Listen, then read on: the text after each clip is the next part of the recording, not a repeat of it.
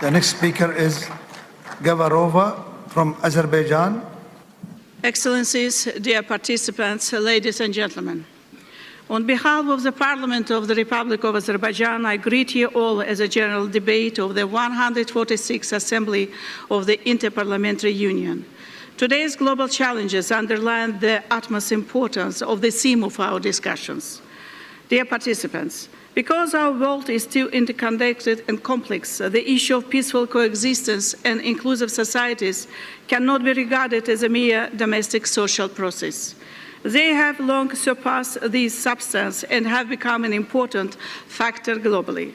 They are also closely interlinked with our hopes for a better world of peace, justice, stability, and sustainable development.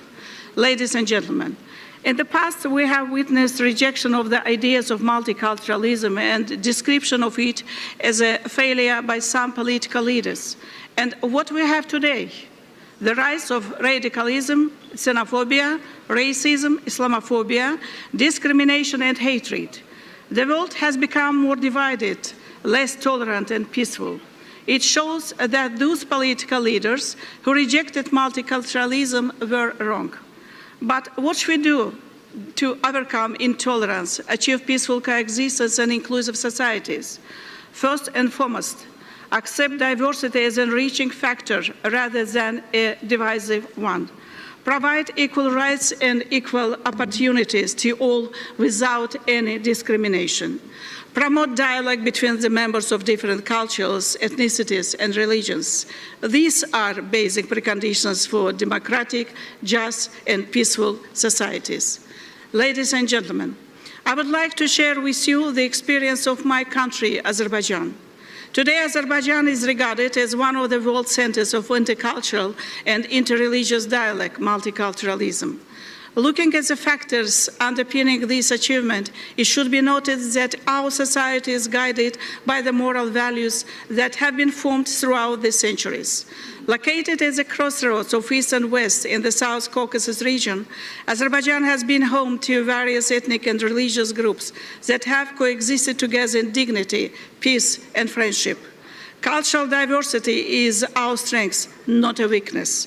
Different religious and cultural monuments, mosques, churches, and synagogues are located side by side. Multiculturalism is a way of life for our people. At the same time, it is a state policy. Besides protecting and further developing these values, our government also promotes multiculturalism, tolerance, and interreligious dialogue through organizing numerous international events under the patronage of the President of the Republic of Azerbaijan, His Excellency, Mr. Ilham Aliyev. Dear participants, nowadays one of the main and worrying problems is the issue of refugees and internally displaced persons. In many cases, these issues related to violation of peace and security.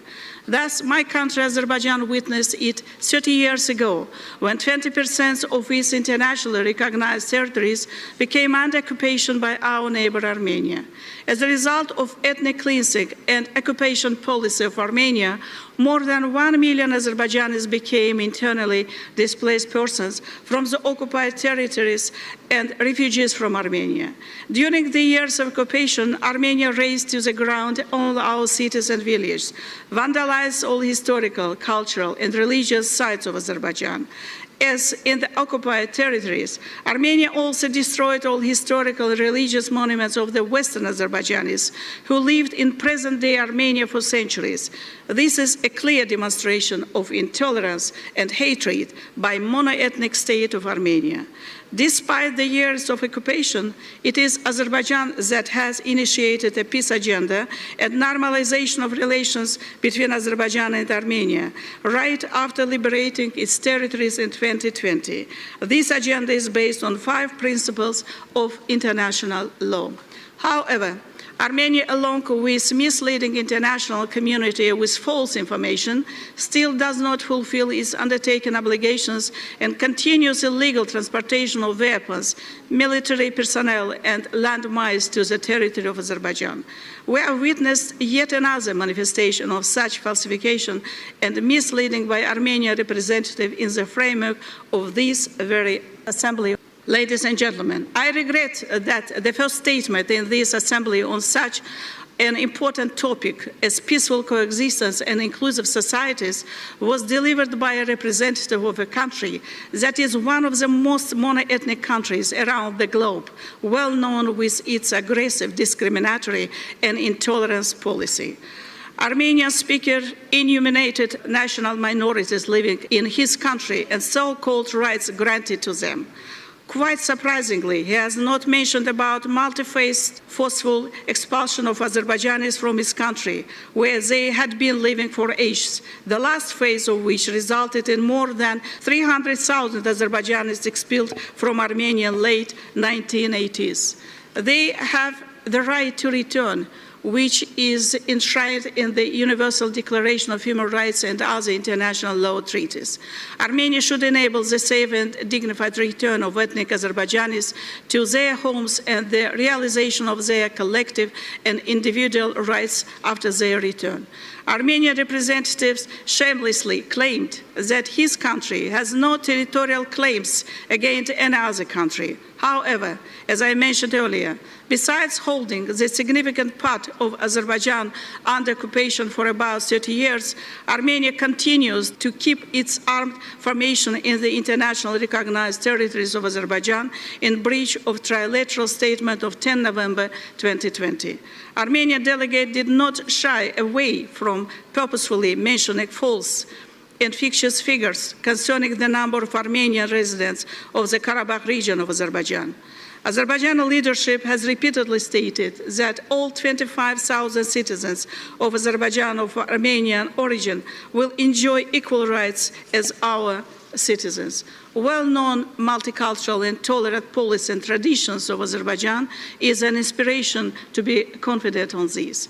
And finally, on the claim about so-called blockage of Lachin Road, while completely refusing those baseless allegations, I wish to remind Armenian delegates that Lachin Road is open for free passage of all civilian and humanitarian vehicles, as confirmed by relevant international organizations operating in the field.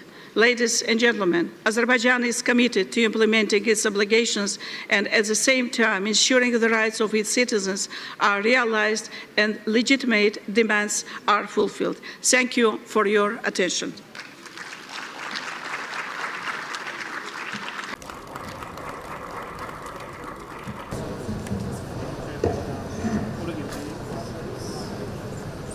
Senhor Presidente, 146ª Assembleia da UIP,